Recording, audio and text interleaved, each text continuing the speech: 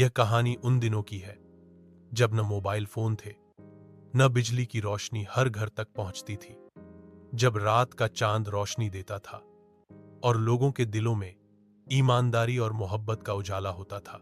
पंजाब के एक छोटे से गांव कहरीवाला में मौला बख्श नाम का एक डेयरी वाला रहता था, जिसका काम दूध बेचना था।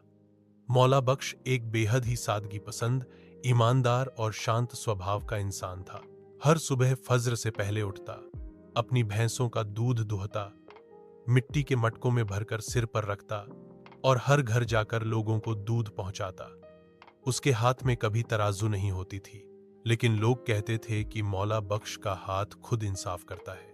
उसके छोटे छोटे लफ्ज जैसे बीबी जी, थोड़ा सा और डाल दूं, या आज आप ज्यादा थके हुए लग रहे हैं, लोगों के दिल छू लेते।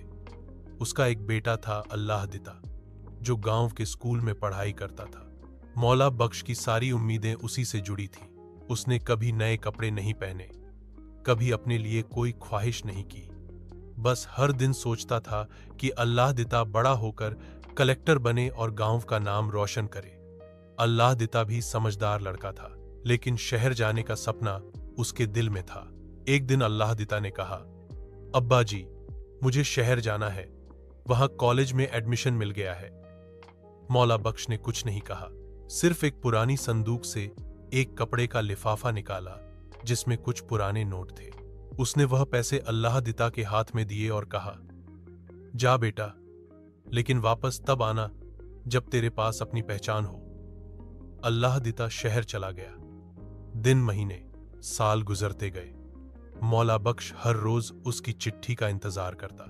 एक दिन पूरा गांव जानता था कि मौला बख्श के घर में खुशी का पैगाम आया है। अल्लाह दिता ने सिविल सेवा का इम्तिहान पास कर लिया था और अब वह डीएसपी बन गया था।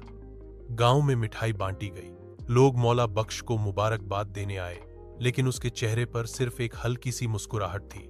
उसने सिर्फ इतना कहा, मेरा बेटा वापस आएगा। फिर एक दिन अल्लाह दिता वापस आया, गाड़ी से उतरता हुआ, स्टाइलिश कपड़ों में, साथ एक शहरी लड़की भी थी, उसकी बीवी।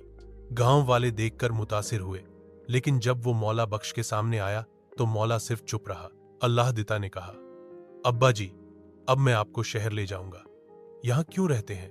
मौला बख्श ने जवाब दिया, जहां भैंसों की सांस में भी खुदा का जिक्र होता है, वहां शहर की हवा मुझे बेजान लगती है।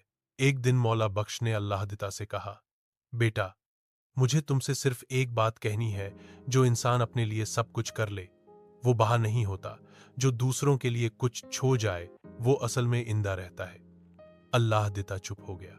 चंद महीने बाद जब अल्लाह दिता वापस शहर गया तो मौला बख्श ने उसे बस स्टॉप तक छोड़ दिया। उस दिन के बाद अल्लाह दिता ने कभी अपने गांव का रुख नहीं किया। साल बीत गए, मौला बख्श बूढ़ा हो गया, उसके बाल सफेद हो गए, हाथ कांपने लगे, लेकिन वह रोज सुबह उठकर दूध दूहता, मिट्टी का मटका सिर पर रखता और उसी रास्ते पर निकल जाता।